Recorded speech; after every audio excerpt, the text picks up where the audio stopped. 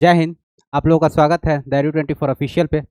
आज हम लोग एमसीक्यू यानी कि एमसीक्यू और पीवाईक्यू, जो पीवाईक्यू और एमसीक्यू दोनों को मिला के हम लोगों ने बनाया है क्या, पीवाईक्यू। किसके लिए? टीआरई 4 के लिए, मोस्ट इंपोर्टेंट फॉर टीआरई। यहाँ देखिए,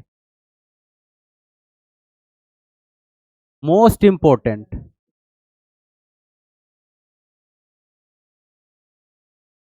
फॉर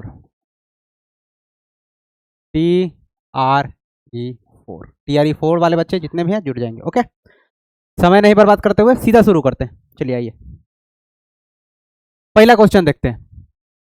पहला क्वेश्चन है क्वेश्चन नंबर 1। भारतीय संविधान के अनुच्छेद 1 की बात हो रही है। ओके, आर्टिकल 1 में प्रयुक्त शब्द यूनियन ऑफ स्टेट्स मतलब राज्यों का संघ के संबंध में भीमराव अंबेडकर के अनुसार निम्नलिखित में कौन सा कथन सत्य है? भीमराव अंबेडकर संविधान के क्या कहे जाते हैं, आपको पता है? संविधान के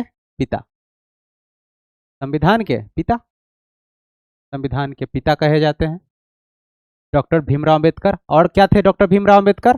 प्रारूप समिति के अध्यक्ष भी थे ना। चलिए, क्वेश्चन है कि भीमराव अंबेडकर ने का एक कथन है कि अनुच्छेद 1 के बारे में, यूनियन ऑफ स्टेट जो है राज्यों का संघ, उसके बारे में क्या है कथन? पहला कथन देखते हैं। कथन नंबर 1, भारतीय संघ राज्यों के बीच किसी समझौते का परिणाम नहीं है। क्या भारत में सभी राज्यों ने मिलकर ऐसा किया था कि हम सब राज्य जो है मिलके एक देश बनाते हैं? क्या ऐसा हुआ था? क्या ऐसा नहीं हुआ था। भारत एक पहले से एक बहुत बड़ा ब्रिटिश इंडिया था, ब्रिटिश इंडिया। वो ही उसी में कई राज्य रजवाड़े थे। तो ब्रिटिश इंडिया का जब विभाजन हुआ तो उसमें कुछ राज्य, मान लीजिए कुछ प्रिंसली स्टेट थे, राज्य रजवाड़े, जैसे कश्मीर था, जूनागढ़ था और भी कई जगह थे, हैदराबाद था। उन लोगों को कहा गया कि आप चुनिए कि आप भारत के साथ रहना चाहते हैं या पाकिस्तान के साथ रहना चाहते हैं, आपको उनमें चुनना था। लेकिन बाकी जो राज्य थे वो तो सब एक ही संघ में थे ना, जो एक देश था।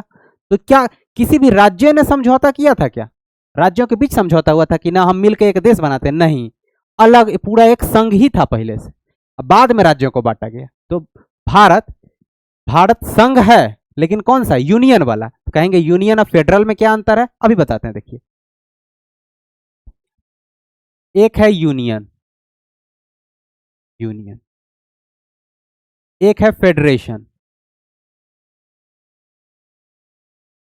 यूनियन का मतलब भी संघ होता है, फेडरेशन का भी मतलब संघ होता है, या इसको परिसंघ भी बोलते हैं, संघ या परिसंघ। यूनियन का क्या मतलब हुआ? यूनियन का मतलब हुआ कि ऐसा संघ जिससे, ध्यान दीजिएगा एक बार फिर से देखिए, ऐसा संघ, यूनियन मतलब ऐसा संघ जिससे कोई भी राज्य अलग नहीं हो सकता। कोई ऐसा संघ जिससे कोई राज्य अलग नहीं हो सकता ना। तो इससे राज्य अलग नहीं हो सकते। लेकिन ये जो फेडरेशन का मतलब होता है कि ये इसमें से इसको राज्य, कई राज्य लोग मिलके, मान लीजिए अमेरिका है, एक अमेरिका का देश का उदाहरण लेते हैं। अमेरिका जो बना था, अमेरिका, यूएसए का मतलब क्या होता है? यूनाइटेड स्टेट्स ऑफ अमेरिका, मतलब अमेरिका। लेकिन अमेरिका के जितने भी राज्य थे ना, वो सब अपना सारा राज्य मिलके कहा कि हम एगो देश बना लेते हैं। कई राज्य थे, सब राज्य मिलके एगो देश बना लिया, तो अमेरिका तो फेडरेशन हो गया। क्या हुआ? फेडरेशन। तो अमेरिका के हर राज्य को यह अधिकार है कि वो चाहे तो अमेरिका से अलग हो सकता है ना। तो ये हो गया फेडरेशन, मतलब राज्य देश से क्या हो सकता है? अलग हो सकता है,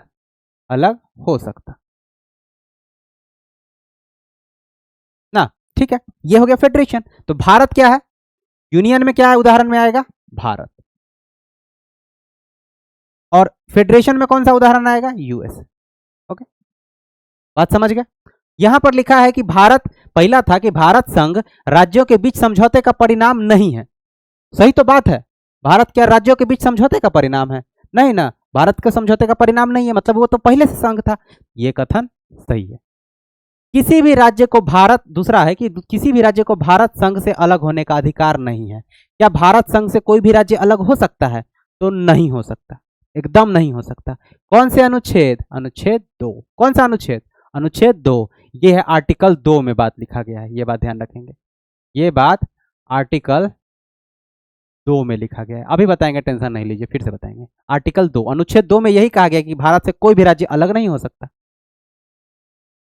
और सॉरी, अनुच्छेद 2 नहीं, अनुच्छेद 2 में ये नहीं, अनुच्छेद 2 में ये है कि भारत किसी दूसरे देश के राज्य या किसी भी को भी मिला सकता है। ये तो अनुच्छेद 1 का ही बात है, ये आर्टिकल 1 में ही है कि अलग नहीं हो सकता। यूनियन ऑफ स्टेट का मतलब क्या होता है कि अलग नहीं हो सकता, तो ये भी सही है। तो 1 और 2 दोनों सही है।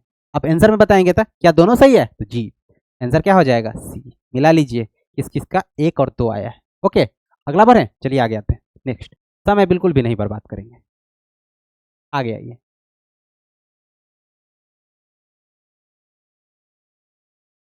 आगे बताइए था, इसका आंसर बताइए फटाक से। देखिए क्वेश्चन नंबर 2, संविधान के अनुच्छेद 1 के तहत भारत के राज्य क्षेत्र को किन श्रेणियों में वर्गीकृत किया गया है?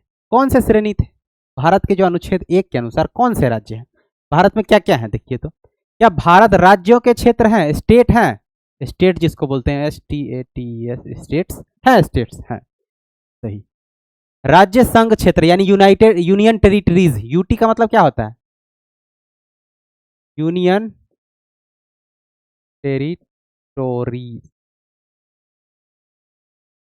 टेरिटरीज, यूनियन टेरिटरीज यानी कि संघ शासित प्रदेश भी इसको बोलते हैं, संघ शासित प्रदेश, संघ शासित प्रदेश बोलते हैं। ओके, संघ शासित प्रदेश भी बोलते हैं, यूनियन टेरिटरी, ये भी तो है। तो चलिए 28 गो अभिराज्य हैं ना, 8 गो केंद्र शासित प्रदेश हैं। ओके, संघ शासित प्रदेश या केंद्र शासित प्रदेश एक ही चीज है। ऐसे क्षेत्र जिन्हें भारत सरकार द्वारा किसी समय अधिग्रहित किया गया, ऐसा कोई क्षेत्र है जो भारत सरकार जिसको अधिग्रहित कर लिया था बाद में, ऐसा कोई है? हाँ, सिक्किम, सिक्किम है ना, तो ये भी। तो क्या आंसर क्या हो सकता है, अनुच्छेद 1 में भारत का जो राज्य क्षेत्र है तीनों है ना, तीनों। तो क्या हो जाएगा आंसर, केवल 1 2 2 3 1 3 की 1 2 और 3 तीनों, मिला लीजिए आंसर। किस किस का आंसर 1 2 और 3 आया है, ठीक है, कोई दिक्कत, आगे बढ़ते हैं। नेक्स्ट, क्वेश्चन नंबर 3 का आंसर बताएंगे, बताइए बबुआ। देखो क्वेश्चन नंबर 3, अनुच्छेद 2 की बात आ रही है, क्या है, अनुच्छेद 2, देखिए अनुच्छेद 2 और अनुच्छेद 3 के बीच मुख्य अंतर, अंतर पूछ रहा है के संदर्भ में कथन है। अनुच्छेद 2 और 3 के कथन के देखते हैं, क्या है कथन, कथन से रिलेटेड क्वेश्चन आ रहे हैं ना कुछ, देखते हैं। कथन 1 है, अनुच्छेद 2 उन क्षेत्रों के प्रवेश या स्थापना से संबंधित है जो भारत का हिस्सा नहीं है। बिल्कुल सही बात है, अनुच्छेद 2 में यही तो चर्चा है कि भारत किसी दूसरे देश के क्षेत्र को अपने देश में मिला सकता है ना, या अधिग्रहित कर सकता है। तो ये अनुच्छेद 2 का बात है, ये तो अनुच्छेद 2 के बारे में बिल्कुल सही है, सही है कथन 1। कथन 2 देखते हैं, अनुच्छेद 3 है, वर्तमान में भारतीय संघ के घटक राज्य यानी जो वहां भारत में भी जो भी राज्य हैं उनके आंतरिक पुनर्गठन से संबंधित है। अब कहेंगे आंतरिक पुनर्गठन ये अनुच्छेद 3 में है, तो हाँ, राज्यों का जैसे इसमें क्या क्या है देखिए, नाम परिवर्तन, नाम, सीमा रेखा, सीमा रेखा परिवर्तन में परिवर्तन, परिवर्तन जैसे कोई राज्य को तोड़ के अलग राज्य बना दिया, मान लीजिए बिहार से कट के राज्य झारखंड बन गया ना, यूपी से उत्तराखंड बना ना, बन सकता है, सिंपल बात है। मान लीजिए किसी राज्य का नाम ही बदल दिया, जैसे पश्चिम बंगाल बहुत दिन से डिमांड कर रहा था कि हमारे राज्य का नाम वेस्ट बंगाल के जगह पर बांग्ला रख दो, तो अभी तक डिमांड पूरा नहीं हुआ, लेकिन केरल ने कहा था कि हमारा नाम केरलम कर दो, पट से हो गया केरलम, केरल का राज्य का नाम क्या हो गया, केरलम। केरलम कैसे हो गया, अनुच्छेद 3 के अनुसार। तो ये भी सही है, दोनों सही है। अनुच्छेद 2 में मतलब क्या, किसी दूसरे देश के जो भी क्षेत्र के राज्य हैं या कोई भी देश का क्षेत्र है वो अपने देश में प्रवेश करा लो। अनुच्छेद 3 जो अपने देश का जो राज्य है उसके सीमा परिवर्तन कर दो, किसी राज्य को तोड़ दो, दो राज्य को जोड़कर नया राज्य बना दो, या फिर कोई नया यूनियन टेरिटरी बना दो, या फिर किसी राज्य का नाम बदल दो, ये सब केंद्र सरकार के पास सकती है। ओके, तो दोनों कथन सही है, तो कौन सा आंसर हो जाएगा, कथन 1 और 2 दोनों सत्य हैं, आंसर सी हो जाएगा। किन किन का आंसर सी आया है बताएंगे, चलिए आगे बढ़े, आगे आइए, आगे देखिए, तो इसका आंसर बताएंगे। तो देखिए क्वेश्चन नंबर 4, सिक्किम, सिक्किम के बारे में आया ना, सिक्किम, सिक्किम को भारत संघ में शामिल करने के लिए निम्नलिखित कथनों पर विचार कीजिए। ठीक है, सिक्किम को हम भारत संघ में शामिल करते हैं। तो कब किया था देखिए, 35वां संविधान संशोधन 1974 में सहयोगी राज्य यानी एसोसिएट स्टेट इधर है का दर्जा दिया गया। तो हाँ, ये बात बिल्कुल सही है। 35वां संविधान संशोधन किया गया 1974 में, याद रखेंगे, ये उसके तहत सह राज्य बनाया गया, सहयोगी राज्य या सह राज्य बनाया गया। ये कथन बिल्कुल सही है। कथन 2 पढ़िए। कथन 2 क्या है? 36वां संविधान संशोधन 1975, 22वां पूर्ण राज्य का दर्जा मिला था। हाँ, पूर्ण राज्य का दर्जा भी मिला और 22वां था उस समय। सिक्किम जो था 22वां राज्य बन गया, पूर्ण राज्य ना, तो सिक्किम भारत में विलय हो गया। तो ये कथन भी सही है। तो 35वां संविधान, आप कहेगा ये कहाँ पूछा था? बीपीएससी में पूछा, 69वीं में। आज तक का सबसे टफ बीपीएससी में क्वेश्चन आया 69वीं में, यही पूछा था। 69वीं बीपीएससी का एकदम क्वेश्चन है, देख लीजिए। तो बीपीएससी का फेवरेट क्वेश्चन ही सब है। तो कथन दोनों सही दिख रहा है ना। क्या पूछता है? निम्नलिखित में से कौन सा सही सुमेलित है? सही सुमेलित है तो सही देखिए, दोनों सही है ना, 1 और 2 दोनों सुमेलित हैं, सही है। आगे बढ़े क्या?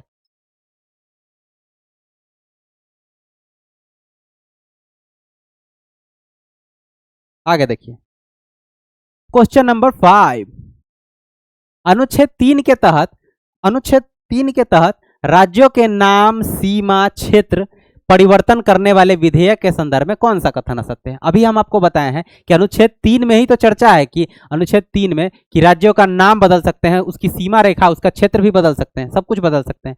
उसमें परिवर्तन करने वाले विधेयक के संदर्भ में कथन क्या पूछता है? असत्य। इसे पर ध्यान देना है, असत्य पूछ रहा है, सत्य पूछ रहा है ना, तो असत्य पूछ रहा है, गलत कथन पूछ रहा है। चलिए देखते हैं। ऐसा विधेयक केवल राष्ट्रपति की पूर्व सिफारिश से ही संसद में पेश किया जा सकता है। ये कथन तो सही है, ये तो सही बात है। हाँ, राष्ट्रपति के पूर्व सिफारिश से ही आता है।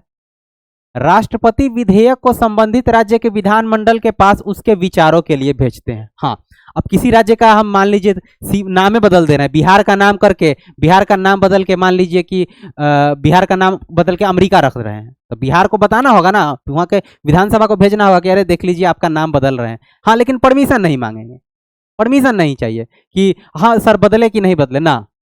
राष्ट्रपति है, कहेंगे संसद को जा भेज दो, संसद भेज देगा जो भी विधेयक है, देखो तुमको कोई सुझाव है तो दो, हम मानने के लिए बाध्य नहीं है। संसद बाध्य कुछ भी नहीं है, संसद चाहे तो कर सकता है, जो चाहे कर सकता है। तो विधानमंडल के पास उसके विचारों के लिए भेज सकते हैं। किसके लिए? विचार के लिए। आप विचार दे सकते हैं, हमारा मन होगा मानेंगे, नहीं मन होगा नहीं मानेंगे। तो ये भी सही है कथन, ये भी सही है कथन, ये भी सही है। आगे देखते हैं। संसद राज्य विधानमंडल के विचारों को मानने के लिए संवैधानिक रूप से बाध्य है? बाध्य है? नहीं, नहीं मानेंगे। यही तो कथन गलत है। कथन तो गलत मिल गया सर, ये गलत है ना, बाध्य नहीं है। अगला देखते हैं। संसद साधारण बहुमत से नया राज्य बना सकती है। बिल्कुल एकदम साधारण बहुमत चाहिए, ये भी सही है और ये गलत है। तो संसद साधारण बहुमत चाहिए, इसके लिए साधारण, एकदम साधारण बहुमत चाहिए, कोई अति नहीं चाहिए। चलिए आगे देखते हैं।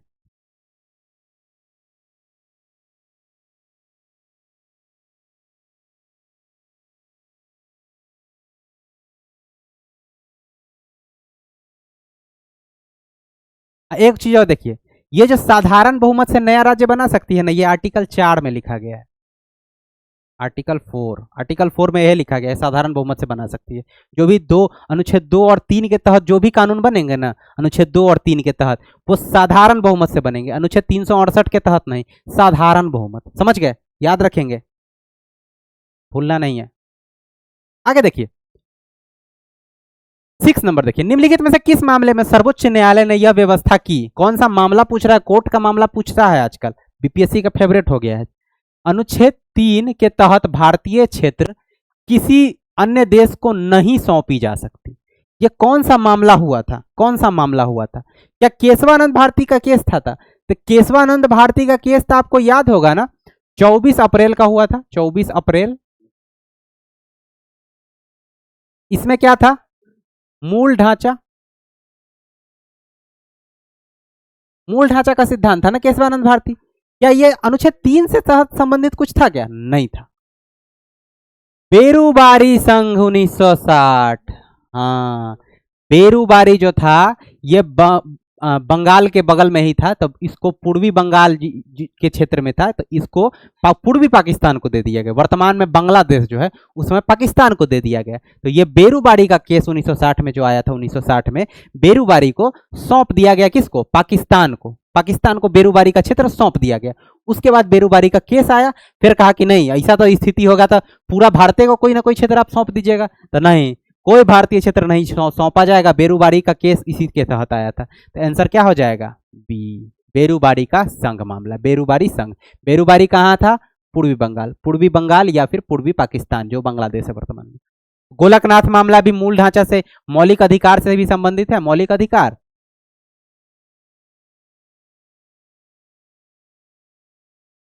मौलिक अधिकार, मौलिक अधिकार से रिलेटेड है, और मिनरवा मिल्स मामला भी उसी से रिलेटेड है। आपको बेरूबारी संघ याद रखना है। किससे संबंधित है? अनुच्छेद 3 ना, कि कोई भी भारत का कोई भी क्षेत्र किसी अन्य को सौंप नहीं सकते, नहीं सौंप सकते। आगे देखिए,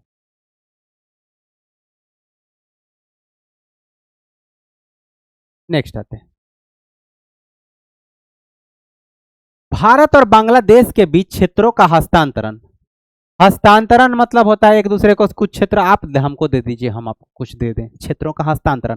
लैंड बाउंड्री एग्रीमेंट जिसको बोलते हैं, को प्रभावी बनाने के लिए, अच्छा, भारत और बांग्लादेश के बीच है, कौन सा संशोधन अधिनियम पारित किया गया था? अब देखिए, भारत और बांग्लादेश के बीच आपको याद होगा 2015 की बात है। कब की बात है? 2015 की बात है। भारत और बांग्लादेश के बीच एक समझौता हुआ था, मोदी जी और शेख हसीना जी ना, शेख हसीना जुल्फों वाली ना, तो दोनों के बीच बहुत अच्छा समझौता हुआ था। इससे कहा गया कि भारत को भी फायदा हुआ, बांग्लादेश को भी फायदा हुआ। तो उस समय मैत्री संबंध था, अभी नहीं है। तो ये कौन सा संविधान संशोधन हम लोगों ने किया? काहे कि कोर्ट ने तो मना कर रखा कि कोई भी क्षेत्र भारत का नहीं दिया जाएगा, तो कोई संविधान संशोधन किया गया, काहे कि विवाद हो गया था भारत और बांग्लादेश के बीच। तो 99वां संविधान था क्या? 99वां संविधान संशोधन क्या था पता है? एनजेएसी, एनजेएसी, राष्ट्रीय न्यायिक नियुक्ति आयोग, नेशनल जुडिशियरी अपॉइंटमेंट कमीशन। इसको कोर्ट ने ही क्या कर दिया था? कहा था कि ये असंवैधानिक है। पहला संविधान संशोधन था जो कोर्ट ने कहा था कि असंवैधानिक है, रद्द कर दिया, सब पारित हो गया था। तो एनजेएसी आपको पता होगा, उस 2015 की बात है। ये भी 2015 की ही बात है। कौन सा है? 100वां संविधान संशोधन। ये है 100वां संविधान संशोधन। 100वां संविधान, 100वां संविधान संशोधन है 3 बीघा कॉरिडोर। 3 बीघा कॉरिडोर,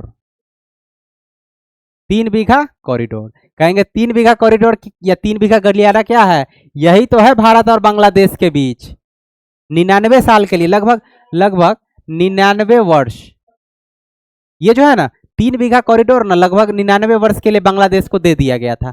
तो उसी से रिलेटेड विवाद था। 100वां संविधान संशोधन किया गया, और जो है भारत का कुछ क्षेत्र बांग्लादेश को, बांग्लादेश का कुछ क्षेत्र भारत को दिया गया। तो ये अनुच्छेद था 100वां संविधान संशोधन। कौन सा संविधान संशोधन? 100वां संविधान संशोधन 2015। ठीक है, आप समझ गए। 100वां संविधान संशोधन, 3 बीघा कॉरिडोर भी भारत और बांग्लादेश से संबंधित है, याद रखेंगे। 3 बीघा कॉरिडोर किससे संबंधित है? भारत बांग्लादेश ना, 99 वर्ष के लिए लीज पर है, 2015। अच्छा, 101वां संविधान संशोधन आपको पता है क्या?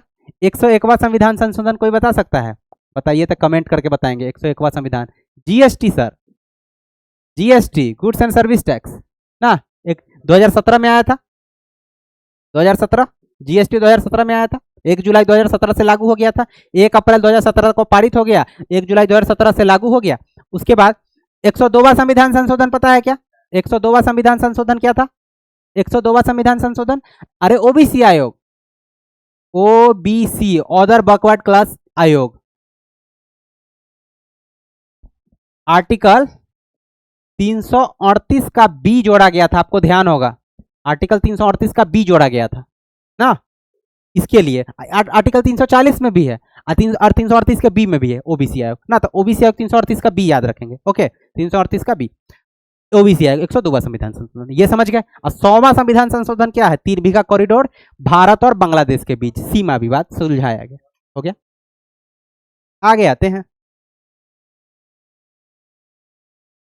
नेक्स्ट, अगला बताइए 8 नंबर का आंसर। भारतीय संविधान को विनाशी राज्यों का अविनाशी संघ, ये देखिए विनाशी राज्यों का अविनाशी संघ यानी कि एन इंडस्ट मतलब इनडिस्ट्रक्टेबल मतलब टूटने वाला नहीं, union of a destructible state मतलब कि भारत अविनाशी राज्य है, सॉरी विनाशी राज्यों का अविनाशी संघ है। मतलब भारत का राज्य जो है, भारत में जो राज्य है वो विनाश हो सकते हैं ना, बिहार से टूट कर झारखंड उड़ीसा बन सकता है ना, यूपी से टूट कर अलग राज्य बन सकता है ना, हाँ तो विनाशी राज्य है।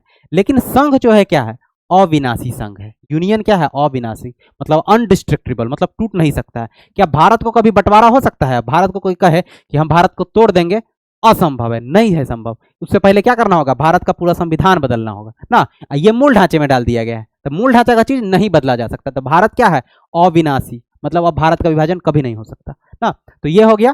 तो इसको ऐसा क्यों कहा गया है, कहा क्यों गया है, इसे कथन से देखते हैं सही क्या है। क्योंकि भारत में संघ और राज्यों का अस्तित्व समाप्त नहीं किया जा सकता। आगे पढ़ते हैं। क्योंकि संसद राज्यों की सहमति के बिना उसके नाम, सीमा या क्षेत्र को बदल सकती है, किंतु राज्य संघ से अलग नहीं हो सकते।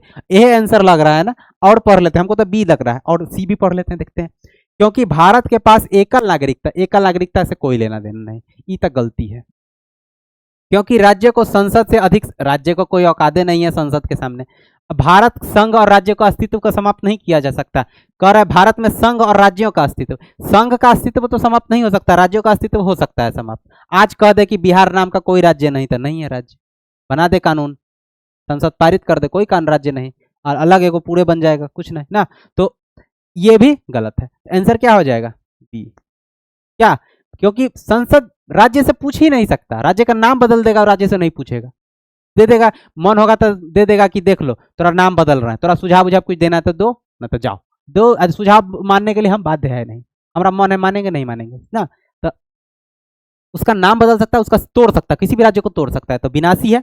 लेकिन राज्य जो है संघ से क्या अलग हो सकते हैं, नहीं हो सकते। राज्य कभी भी कह सकते, कोई राज्य कह सकता है, बिहार कहेगा कि हम भारत से अलग हो जाएंगे, नहीं है संभव, आप कहीं कर ही नहीं सकते ना। आगे बढ़ते हैं। अब इसका आंसर बताइए तो 9 नंबर का, 9 नंबर का आंसर बताइए तो फटाक से। इसका आंसर कोई बता सकता है क्या? अनुच्छेद 4, अनुच्छेद 4 के बारे में अभी बताए हैं, फिर देख लीजिए। अनुच्छेद 4 के अनुसार अनुच्छेद 2 और 3 के तहत बनाए गए कथन में कौन सा सही, कानून के बारे में। अनुच्छेद 2 और 3 में जो भी कानून बने हैं उसके संबंध में अनुच्छेद 4 में क्या कहा गया, अनुच्छेद 4 में कहा क्या गया वही पूछ रहा है। तो देखिए तो, इन्हें अनुच्छेद 368 के तहत संशोधन माना जाएगा। हम बताए हैं ना, साधारण बहुमत से चाहिए, साधारण बहुमत। अनुच्छेद 2 और 3 लागू करने के लिए साधारण बहुमत चाहिए। 2 मतलब किसी दूसरे देश के क्षेत्र को अपने में मिलाना, 3 मतलब अपने देश के राज्य को तोड़ देना या फिर नाम बदल देना या फिर दो राज्य को मिला देना, यूनियन टेरिटरी बना देना, यही है। ये सब करने के लिए ना साधारण बहुमत चाहिए, 368 का विशेष बहुमत नहीं चाहिए। अनुच्छेद 368 में ना विशेष बहुमत है, मतलब 2/3 बहुमत से नहीं, 50% प्लस 1 का साधारण बहुमत चाहिए। तो ये तो कह रहा है कि 368 के तहत संविधान संशोधन, नहीं, संविधान संशोधन नहीं है, ये साधारण है, ये गलत। इन्हें अनुमति 368 के तहत संविधान संशोधन नहीं माना जाएगा तथा इन्हें साधारण बहुमत से पारित किया जा सकता है। आंसर क्या हो जाएगा, बी। आप लोग अभी आंसर बी ही आया होगा ना। इसके लिए विशेष बहुमत और आधे नहीं, ये सब नहीं है, ये केवल राज्यसभा में पेश किए जा सकते हैं, ये सब गलत बात है। इसमें 368 के तहत संविधान संशोधन नहीं माना जाएगा। आगे बढ़े क्या, समय एकदम बर्बाद नहीं करते हैं आप लोग। देखिए फटाक से खत्म करें, आइए इसका आंसर बताएंगे तो 10 नंबर का, ऐसे चलाइए तो। भारत में नागरिकता के संबंध में निम्नलिखित कथनों पर विचार कीजिए। नागरिकता के संबंध में ना, तो नागरिकता के, अब भाग 1 खत्म हो गया, भाग 2 से भाग 2 यहां लिख देते हैं, भाग 2 नहीं, मतलब किसी को भाग देना नहीं, मतलब भाग 2 ना, कॉन्स्टिट्यूशन का भाग 2, भारतीय संविधान का। भारत में नागरिकता के संबंध में कथनों पर विचार करना। नागरिकता क्या क्या है, नागरिकता भारत में केवल एकल नागरिकता का प्रावधान है, सही बात है, भारत में एकल नागरिकता है, भारत में, ब्रिटेन में, साउथ अफ्रीका में ना, ये सब में एकल नागरिकता है, बिल्कुल सही बात है। संविधान का भाग 2 भविष्य में नागरिकता प्राप्त करने या खोने का विस्तृत नियम प्रदान करता है। भाग 2 में ऐसा कुछ भी नहीं कहा गया कि हम भविष्य में क्या, भविष्य में नागरिकता कैसा होगा या कैसा नहीं होगा, ऐसा भाग 2 में ऐसा बात तो नहीं लिखा गया है। भाग 2 में कहीं नहीं चर्चा है कि भविष्य में कैसा नागरिकता, किस स्थिति पर नागरिकता दी जाएगी। ये संसद का अधिकार है कि कानून कैसा बनाती है, ये संसद के पास इसको अधिकार दिया गया है। तो ये क्या, ये सही है क्या? तो नहीं, एकदम गलत कथन है, एकदम गलत कथन है कि भाग 2 में ऐसा बात है कि भविष्य में नागरिकता कैसे मिलेगी या कैसे छीन ली जाएगी, इस पर कानून पहले से बनल है सब कुछ, भविष्य के लिए कुछ भी नहीं है। ये जो लिख दिया ना शब्द, इसी के तहत ये कथन गलत हो गया। आप बताएंगे कौन सा कथन सत्य है, कौन सा कथन सत्य है बाबू, बताइए तो। केवल एक दिख रहा हमको सही, आंसर क्या हो जाएगा? आंसर क्या हो जाएगा? हो जाएगा, आगे बढ़े, चलिए नेक्स्ट। इसका आंसर बताएंगे तो फटाफट टिक करते जाएंगे ना, पीवाईक्यू का क्या मतलब ना। चलिए देखिए, 26 जनवरी 11 नंबर 26 जनवरी 1950, ये देखिए, ये डेट याद रखिए, 26 जनवरी 1950 को संविधान लागू हुआ था। तो संविधान लागू होने के समय अनुच्छेद 5 आर्टिकल 5 के तहत भारत का नागरिक बनने के लिए, अब देखिए आर्टिकल 5 कह रहा है, इसका मतलब कि भाग जो है, भाग संविधान का भाग 2 कहां से कहां तक है? आर्टिकल 5 से लेकर 11 तक है। कहां तक? 5 से 11 तक, अनुच्छेद 5 से और 11 तक है भाग। तो भाग 2 में अनुच्छेद 5 से क्वेश्चन है। तो देखिए 5 क्या है? भारत का नागरिक बनने के लिए निम्नलिखित में कौन सी आवश्यकता है? भारत का नागरिक बनना है, कहाँ गाना, भारत का नागरिक बनना है। तो चलिए देखते हैं क्या आवश्यकता थी अनुच्छेद 5 में, किस बात, अनुच्छेद 5 में क्या चर्चा था आखिरकार? तो अनुच्छेद 5 में यही चर्चा था कि जो भारत, जिसका माँ बाप दादा दादी नाना नानी जो भारत का नागरिक होगा वही तो नागरिक हो जाएगा ना, सीधी सी बात है। देखिए जन्म से का बात था, व्यक्ति का अधिवास यानी डोमिसाइल भारत में होना चाहिए। क्या डोमिसाइल के आधार पर था? तो हाँ, डोमिसाइल के आधार पर तो लग रहा है कि हाँ डोमिसाइल तो था ऐसा कुछ, लेकिन क्या डोमिसाइल भारत का नागरिक होना चाहिए या फिर उसका या उसके माता पिता में से किसी एक का जन्म भारत में हुआ था? बी तो दिख रहा है, बी तो है सही, भारत में उसके माता पिता में से किसी का जन्म भारत में होना चाहिए, तब वो तो नागरिक होगा। यही तो था भाग 5 का नियम। और क्या है? वह संविधान लागू होने से ठीक पहले कम से कम 5 वर्षों तक भारत में सामान्य रूप से 5 वर्षों तक भारत में सामान्य रूप से निवास कर रहा हूं। हाँ, संविधान लागू होने से पहले का बात हो रहा है। जब संविधान लागू होने से पहले से आप भारत में रह रहे हैं, इसका मतलब है कि आप भारत के नागरिक हैं। तो हाँ, ये भी कथन सही दिख रहा है हमको। तो क्या समस्या हुआ भाई? कथन दो सही हो गए। डी भी पढ़ लेते हैं। अधिवास के साथ साथ उपरयुक्त बी और सी में से कोई एक शर्त पूरी करती हो। अच्छा, तो एक ही कथन में सब कथन डाल दिया है। देखिए, अधिवास मतलब भारत में आप रह रहे हैं, सही है। उसका या उसके माता पिता में से किसी का जन्म भारत में हुआ था, यह भी सही है अनुच्छेद 5 के तहत। वह संविधान लागू होने से ठीक पहले 5 वर्षों तक भारत में नहीं रहा हो, यह भी सही है। इन सब को मिला के ना अनुच्छेद मतलब ऑप्शन डी में डाल दिया गया, तो आंसर तो डी हो जाएगा। अधिवास के साथ साथ उपयुक्त बी और सी में से कोई एक शर्त पूरी करता, कोई एक शर्त भी पूरा कर रहा है ना, हो गया। अधिवास के साथ साथ, किसके साथ साथ? अधिवास के साथ साथ, या तो अधिवास के साथ उसके माता पिता का जन्म होना चाहिए, या फिर अधिवास के साथ साथ उसके ठीक पहले 5 वर्षों में रहना चाहिए। ठीक है, और ये सब कौन सा है? आर्टिकल 5, आर्टिकल 5 की चर्चा है इस सब में, आर्टिकल 5 की बात है सब। देख लीजिए आर्टिकल 5 के बारे में। अधिवास, अगर क्वेश्चन टफ करना होगा तो यही पूछेगा कि अधिवास के साथ साथ या तो उसके माता पिता का जन्म भारत में हुआ हो, या फिर वो 5 वर्षों से वो रह रहा होगा भारत ना। संविधान लागू होने से पहले की बात है, बात की नहीं। आगे देखिए नेक्स्ट, प्रैक्टिस सेट बताइए तो। प्रैक्टिस सेट नंबर 12, विभाजन के समय, विभाजन, भारत का विभाजन जब हुआ था 19 जुलाई 1948, ये डेट याद रखेंगे। 19 जुलाई 1948 को उसके या उसको या फिर उसके बाद पाकिस्तान से भारत आए व्यक्तियों को नागरिकता प्राप्त करने के लिए, पाकिस्तान से जो भारत आए थे उसको नागरिकता प्राप्त करने के लिए क्या शर्त पूरी करनी अनिवार्य थी? मतलब कि अनुच्छेद 5 में था कि भारत में जो भी क्या है, जो जिनके माता पिता हैं या फिर जो जन्म हुआ है वो भारतीय हैं, अनुच्छेद 5। अब क्या कहता है कि पाकिस्तान जो गए थे या फिर पाकिस्तान से जो भारत आए हैं ना, पाकिस्तान से भारत आने वाले की बात हो रही है। हाँ, पाकिस्तान से भारत आने वाले की बात हो रही है, भारत से पाकिस्तान जाने वाले की बात नहीं हो रही है। अनुच्छेद 6 में, आर्टिकल 6 में क्या देखिए था, आर्टिकल 6 में ना,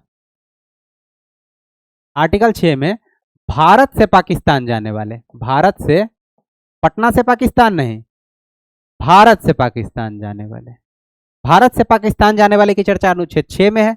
और आर्टिकल 7 में पाकिस्तान से भारत आने वाले।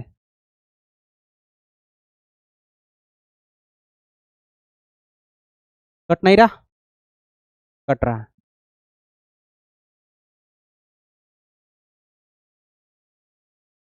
पाकिस्तान से भारत,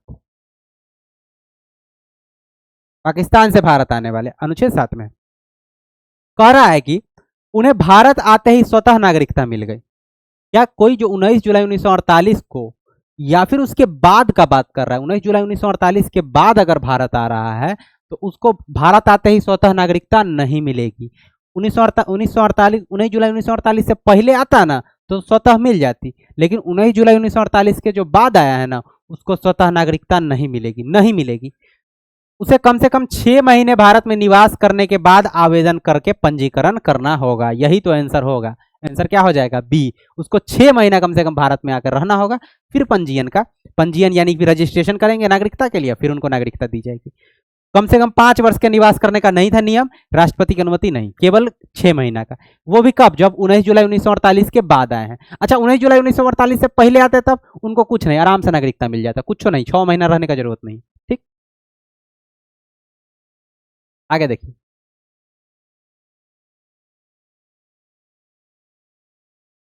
ज्यादा समय तो नहीं हो रहा ना।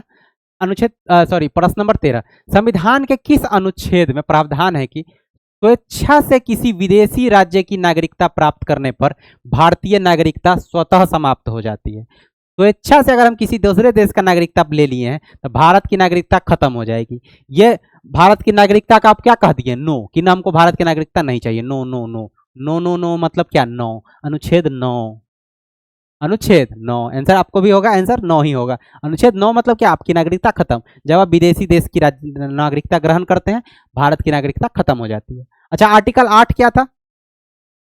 आर्टिकल 8 क्या था? अरे आपको ध्यान है? OCI, OCI, overseas citizen of India, यानी जो समुद्र पार रहने वाले जो विदेशी भारतीय हैं या फिर भारतीय मूल के लोग जो हैं वो, या फिर एनआरआई, उनकी नागरिकता की बात है। एनआरआई, ये तो देखिए, एनआरआई तो ये वोट करते हैं, ये लोग क्या करते हैं? वोट करते हैं भारत में। भारत में ये लोग वोट करते हैं, ये वोट नहीं करते। वोट, वोट, वेट हो गया, वोट नहीं करते। कौन? ओसीआई। जैसे भारतीय मूल के जो लोग हैं वो वोट नहीं कर सकते भारत में, लेकिन एनआरआई कर सकते हैं। एनआरआई का मतलब होता है नॉन रेसिडेंस इंडियन, यानी कि जो वह इंडियन जो भारत में नहीं रह रहा है, फिलहाल काम के लिए विदेश में रह रहा है, कोई देश में, एनआरआई है। अनुच्छेद 9 हो गया, किसी विदेशी देश की नागरिकता लिए आपका नागरिकता खत्म, जैसे ये विदेशी देश की नागरिकता है। अनुच्छेद 10, अनुच्छेद 11 अभी बताने वाले, टेंशन नहीं लीजिए।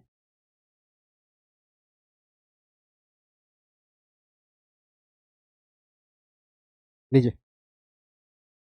दे दिए 14 का आंसर। क्वेश्चन नंबर 14,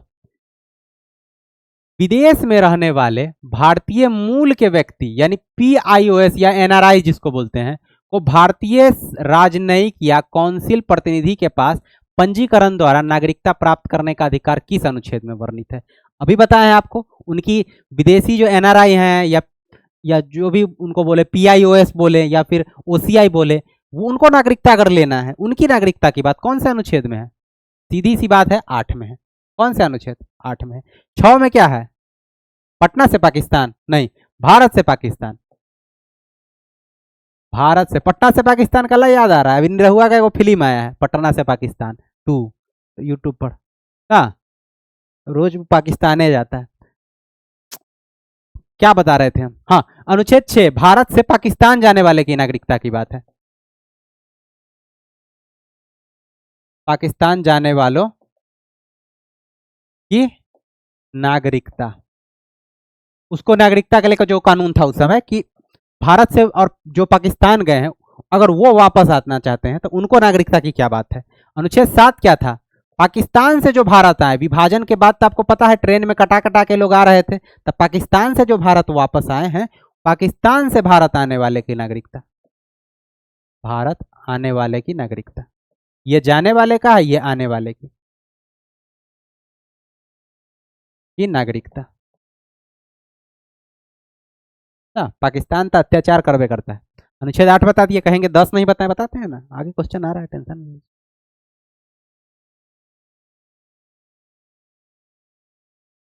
आगे देखिए 15 का आंसर बताइए था। नागरिकता के अधिकारों के बने रहने के लिए, नागरिकता के अधिकारों को बने रहने की संवैधानिक गारंटी कौन सा अनुच्छेद प्रदान करता है? हाँ, ये हुआ ना बात, जिससे सरकार मनमाने ढंग से किसी भी नागरिकता, किसी की भी नागरिकता सरकार ऐसी ही छीन लेगी क्या? कोई की सरकार के खिलाफ कुछ बोल दिया तो उसको नागरिकता छीन लेगा? सरकार की हिम्मत है? नहीं है। क्यों हिम्मत नहीं है? क्योंकि उनके पास अनुच्छेद 10 की शक्ति है। कौन सा? अनुच्छेद 10 का पावर है। अनुच्छेद 10 में ये पावर है, किसके पास? जनता के पास, या नागरिक के पास पावर है कि उनको ऐसी ही किसी भी बात पर उनको नागरिकता से वंचित नहीं किया जा सकता ना। तो नागरिकता का अधिकार, नागरिकता का अधिकार की संवैधानिक गारंटी है। कौन सी? संवैधानिक, संविधान दिया है बाबू, संवैधानिक गारंटी। आपको नागरिकता रहने की संवैधानिक गारंटी है। यह कौन सा अनुच्छेद में है? 10 में। कौन सा? अनुच्छेद 10 में। ठीक है, आगे बढ़े, आपका भी यही आंसर होना चाहिए। क्वेश्चन नंबर 16 का आंसर बताइए तो। क्वेश्चन नंबर 16 का आंसर बताइए। 16 संसद को नागरिकता के अर्जन, अर्जन मतलब नागरिकता प्राप्त करने, समाप्ति मतलब समाप्त करने, नागरिकता से संबंधित अन्य विषयों पर कानून बनाने की पूर्ण शक्ति किस अनुच्छेद में है? तो सबसे पहली बात, नागरिकता के संबंध में कानून बनाता कौन है? नागरिकता के संबंध में कानून कौन बनाता है? संसद। कौन बनाता है? संसद। तो यह पूछ रहा है कि पूरी शक्ति नागरिकता के संबंध में, सारी शक्ति किसके पास है? संसद, मतलब लोकसभा और राज्यसभा के पास। ये कौन से अनुच्छेद में है? ये अनुच्छेद 11 में है। किस में? अनुच्छेद 11 में दिया गया है। किसको? संसद को दिया गया है। संसद को अधिकार है नागरिकता संबंधित संपूर्ण, संपूर्ण नहीं, कानून, कानून बनाने की शक्ति संसद के पास है।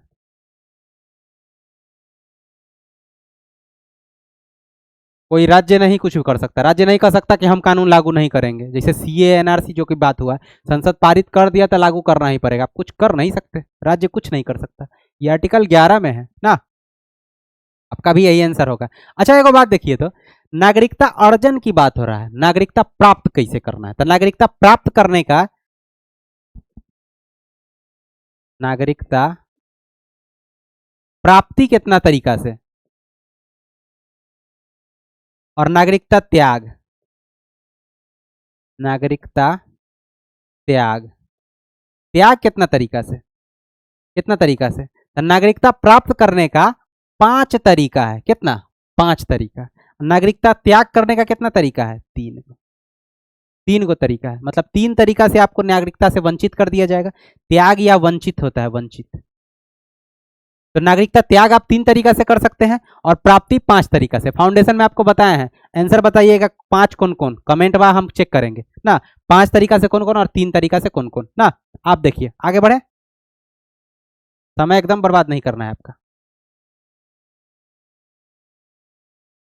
नेक्स्ट क्वेश्चन नंबर 17, नागरिकता अधिनियम 1955। सबसे पहला एकदम नागरिकता अधिनियम आ गया। पहला नागरिकता अधिनियम 1955 के संदर्भ में कथनों पर विचार करना है। तो पहला नागरिकता अधिनियम क्या था भाई? 1955 का।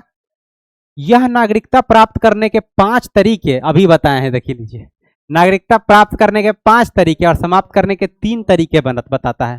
सही है, सही है। हाँ, नागरिकता प्राप्त करने के 5 तरीके और समाप्त करने के 3 तरीके बताता है। नागरिकता संशोधन अधिनियम 1986, 55 के बाद 1986 में संशोधन हुआ था। याद रखिए, क्वेश्चन कभी कभी पूछता है कि नागरिकता संशोधन पहली बार जब हुआ था कितने वर्षों बाद हुआ था? तो 1986 में से 1955 घटा दीजिएगा, आ जाएगा लगभग कितना साल? 33 साल आ जाएगा ना। नहीं, 31 साल, सॉरी, आ जाएगा 31 साल आ जाएगा। नागरिकता संशोधन अधिनियम 1986 द्वारा जन्म से नागरिकता हेतु माता पिता में से किसी एक का भारतीय नागरिक होना आवश्यक है। जन्म से भारतीय होने के लिए अनुच्छेद 5 था। ये आर्टिकल 5 में था सर, आर्टिकल 5 में। ये 1986 में ही बात था ही नहीं ना। नागरिकता प्राप्त में से माता पिता में से किसी एक भारतीय नागरिक होना अनिवार्य किया गया, ऐसा था। ये तो अनुच्छेद 5 में पहले से था ना। तो ये नहीं होगा, आंसर केवल एक होगा। कौन हो जाएगा आंसर? Answer A. आगे बढ़े।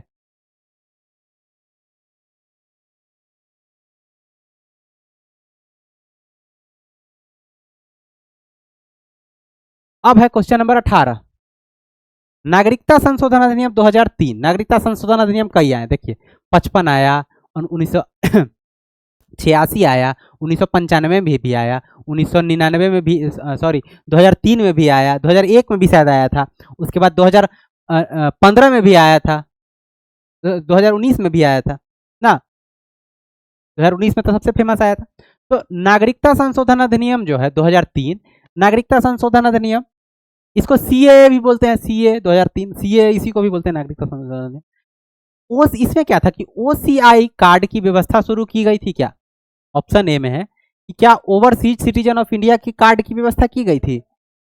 अवैध प्रवासी इलीगल माइग्रेंट की परिभाषा जोड़ी गई, राष्ट्रीय नागरिक रजिस्टर यानी एनआरसी की नींव रखी गई, देशीकरण या की अवधि घटाकर 5 वर्ष की गई, या फिर एकल नागरिकता को प्रावधान समाप्त कर दिया गया। तो सब देखिए, देशीकरण, देशीकरण तो भारत में मिलाने की प्रक्रिया थी।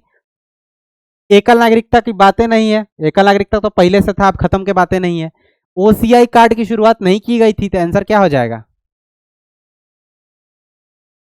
कौन सा है? हाँ, अवैध प्रवासी की परिभाषा जोड़ी गई जिसमें एनआरसी की बात हो गई। तो एनआरसी का नाम सुने हैं ना, NRC, national register of citizenship. इसकी चर्चा किसमें है? 2003, 2003 के सीए में ना, सिटीजनशिप अमेंडमेंट 2003। अच्छा,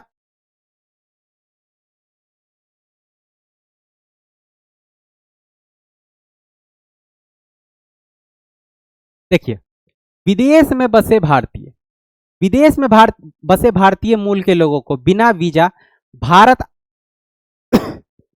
थोड़ा पानी पी लो। एक सेकंड।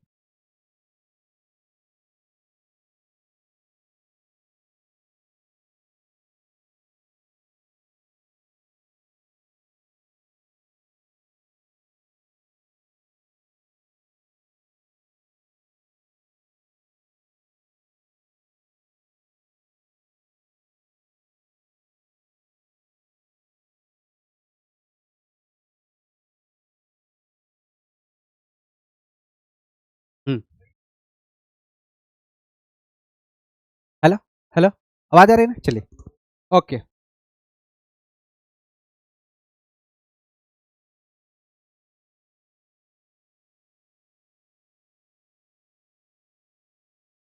ठीक है।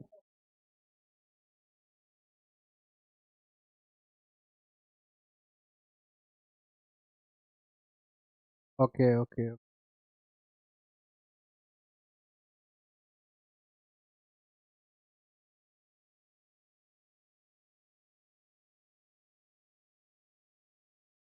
ठीक है, क्लियर है ना आवाज?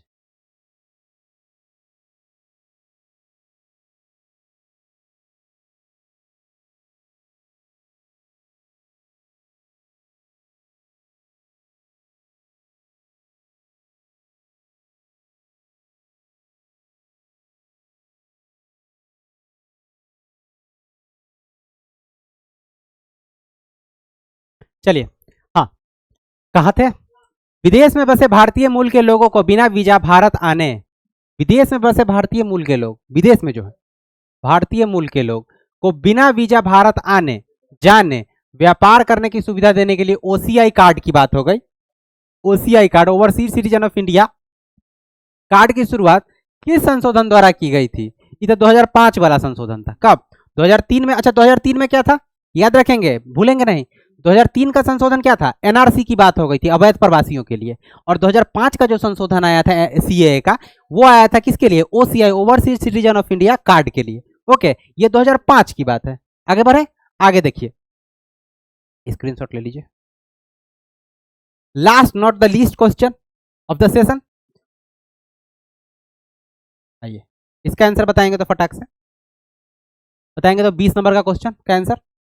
नागरिकता संशोधन अधिनियम 2019, सीए 2019 ना, खूब विवादित ना, ये पूछता है क्वेश्चन, खूब क्वेश्चन पूछता है।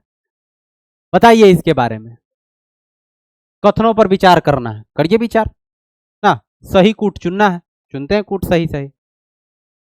इसके तहत पाकिस्तान, बांग्लादेश और अफगानिस्तान से आए 6 अल्पसंख्यक समुदायों को नागरिकता में राहत दी गई। हाँ, उनको पहले कोई भी विदेशी थे, उनको भारत आने पर पहले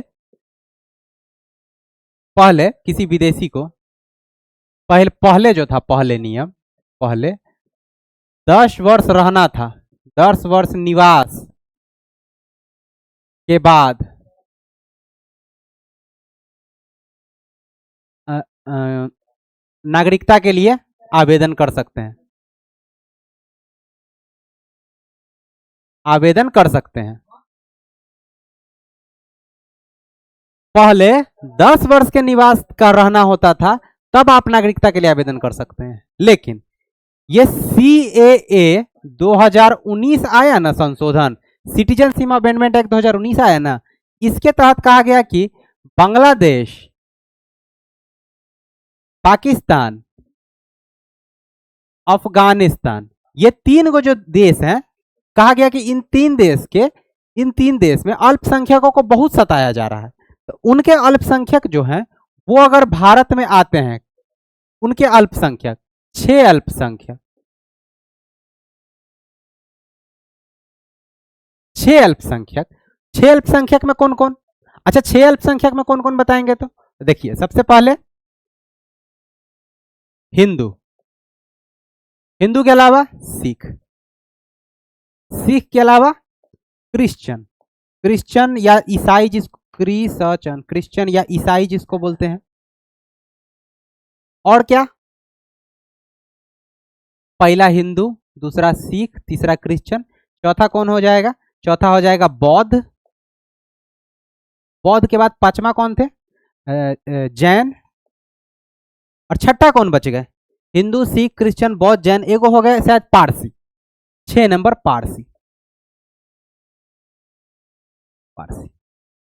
ये जो 6 धर्म के लोग थे ना, अल्पसंख्यक, उनको पाकिस्तान, बांग्लादेश और अफगानिस्तान, इन तीनों से जो भारत आए, इसका डेट कब? तो डेट देखिए, इसका डेट लिया गया 31 दिसंबर 2014।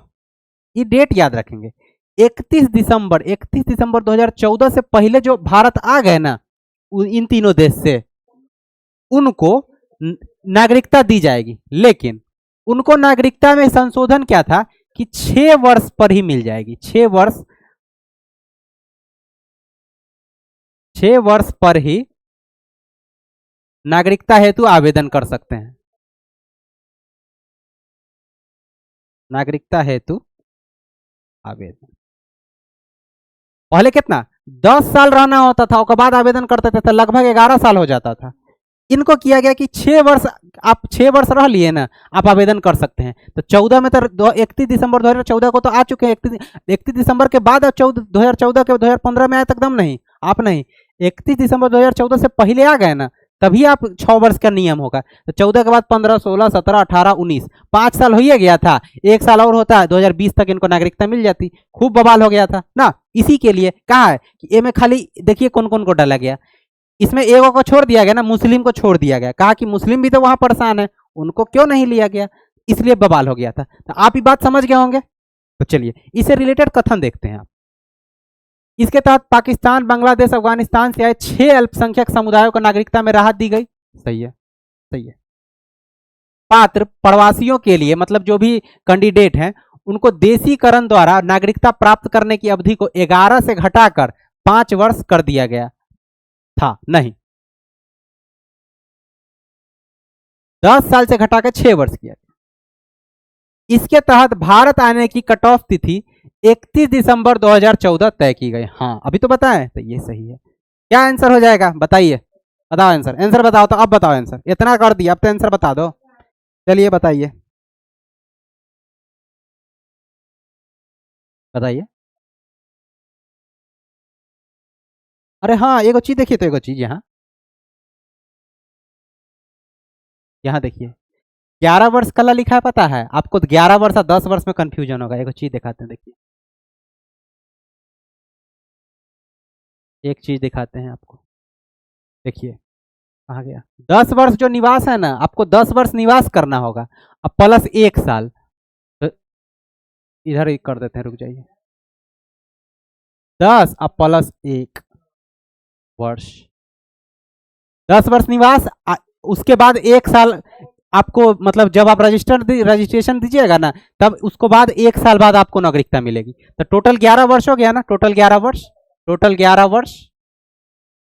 उसी तरह ये जो है 6, कहाँ गया? 6 वर्ष तो जो था, इसमें 5 वर्ष था, सॉरी 5 वर्ष था, 5 5 अब प्लस 1 वर्ष था। कितना वर्ष? 5 प्लस 1, यानी 5 साल आप रहेंगे, उसके बाद 1 साल आपको, 1 साल बाद आपको नागरिकता मिल जाएगी। मतलब रजिस्ट्रेशन के बाद 5 साल आप रह लिए, उसके बाद आप रजिस्ट्रेशन दीजिए कि हमको नागरिकता चाहिए, उसके 1 साल बाद आपको नागरिकता मिलेगी। तो यहाँ आपको 11 और 5 जो लिखा है, आप कंफ्यूज नहीं हो जाइएगा ना। देखिए यहाँ आपको 11 वर्ष से घटाकर 5 वर्ष कर दिया गया, कंफ्यूज नहीं होना, सही बात है। पहले 11 वर्ष था, लगभग 11 साल लगता था, उसको 5 वर्ष कर दिया गया। अब फिर भी 5 क्या 6 भी रहता तो सही होता। तो आंसर ये भी सही है, इसको गलती नहीं किया जा सकता, इसको भी सही किए, इसको भी सही मानिए। 1 2 तीनों सही है ना, कंफ्यूजन नहीं। तो आंसर क्या हो जाएगा बताइए? आंसर डी, आंसर डी 1 2 और 3 ना। तो आपको कैसा लगा क्लास, आप कमेंट करके बताएंगे। इसी तरह जुड़े रहिए दैट24 ऑफिशियल पे। बहुत बहुत धन्यवाद।